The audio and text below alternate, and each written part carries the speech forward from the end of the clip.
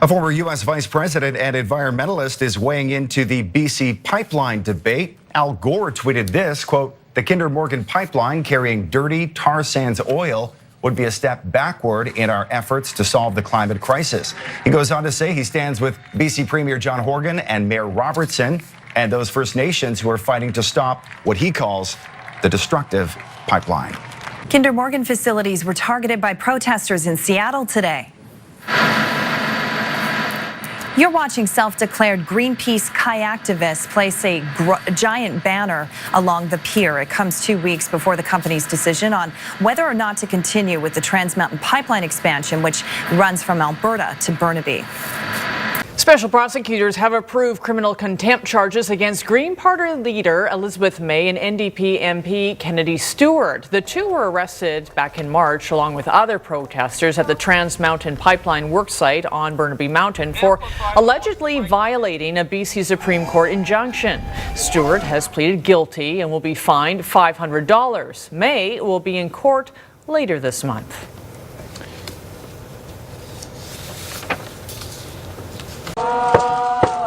Opponents of Kinder Morgan certainly make the most noise, but if you believe the results of a new survey from the Angus Reid Institute, a slight majority of British Columbians actually support the pipeline expansion. The needle is moving on this issue. More than 2,000 Canadians were polled online, and among those asked in British Columbia, 54% are now in favor of Trans Mountain, while 38 are opposed.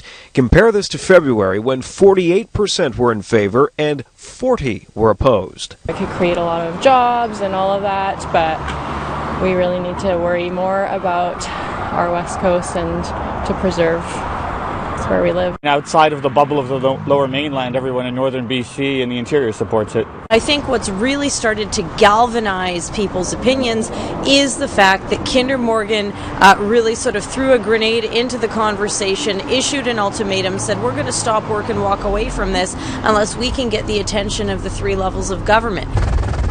But even pipeline supporters remain deeply concerned about a tanker spill. Of course, absolutely. It's got to be done right. 3/4 of those surveyed say they worry about an accident in Metro Vancouver waters, potentially putting pressure on Ottawa to up its shoreline protection plan. What it needs to do is really convince British Columbians that there is a spill response plan in place that is visible, that is credible, that is believable. The Angus Reid Institute poll also finds an increase in national support for the pipeline, with almost 2/3 of Canadians surveyed believing the BC government is wrong to try and block the project. Jordan Armstrong, Global News. We are about to start seeing some pro-pipeline ads here in BC, all funded by the Alberta government. Alberta Premier Rachel Notley announced her government will spend more than $1 million on the campaign, and nearly 3/4 of that will be spent in our province. This includes billboards, print, radio, and TV ads. It's hard not to read some of the ridiculous assertions, for instance, that were made by the Mayor of Vancouver a couple of days ago, and not be angry. Notley also says she will introduce Bill 12, which allows Alberta to regulate oil and gas shipments, meaning she could restrict flow to BC. Morgan protesters took their cause to the streets of downtown Vancouver today. A few hundred marched to the TD Bank on Georgia Street. The bank is a significant pipeline investor, according to demonstrators. The protesters say that does not match the bank's green image. Kinder Morgan suspended all non-essential construction on the project this spring. The company says it may be forced to scrap the expansion project if it doesn't have assurances from the federal government by the end of the month. From raging creeks to overflowing lakes, 2017 was an historic flooding season in the Okanagan. Properties were damaged and hundreds of residents displaced. Many people were critical of the province for not releasing more water from Okanagan Lake sooner. But an independent report has deemed there was nothing more the provincial government could have done to minimize the devastating impact. They couldn't have predicted the high inflows that occurred in the spring. In May, we saw the highest inflow ever on record to Kalamalka Lake and Okanagan Lake. And that was not predicted. It couldn't have been predicted. Brian Guy authored the report. The retired Vernon geoscientist says at this time last year, the snowpack pointed to a normal or below normal runoff year, but an unusually wet spring changed everything. And they took the right actions then to try to lower the lakes.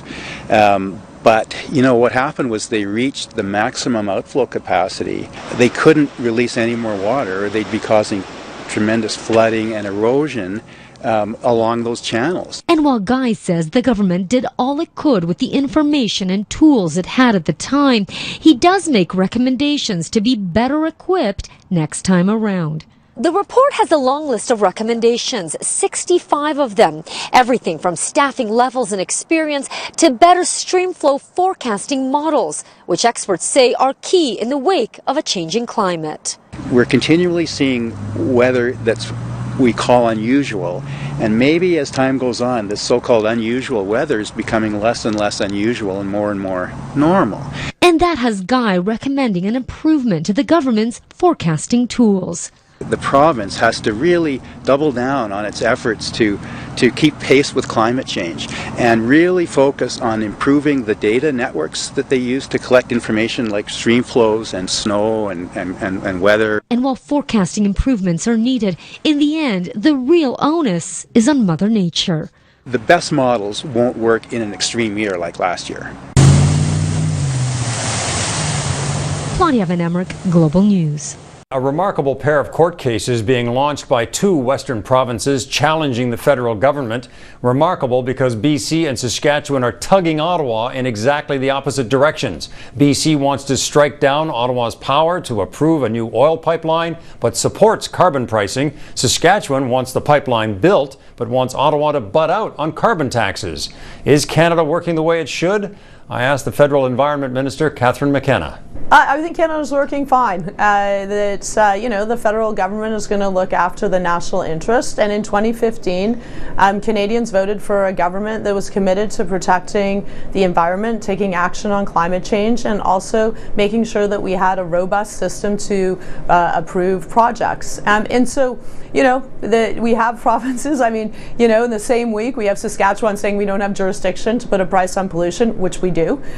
We have a province of BC saying we don't have jurisdiction to approve major projects like pipelines, which we do. But if Ottawa is fighting court cases, how does it get the pipeline and carbon taxing underway, especially with Kinder Morgan's May 31st deadline to get final approval of the project? We recognize the company has set a deadline. We're working with them. We believe it's a good project. It should go ahead.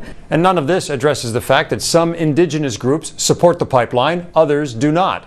The Trans Mountain Pipeline still seems up in the air. About 20 people waving signs and chanting took their protest against the Kinder Morgan Trans Mountain Pipeline to Kingston and the Island's MP Mark Gerritson's office on Wednesday evening. The group is concerned that Gerritson's Liberal government will bail out the pipeline project to the tune of as much as $2 billion.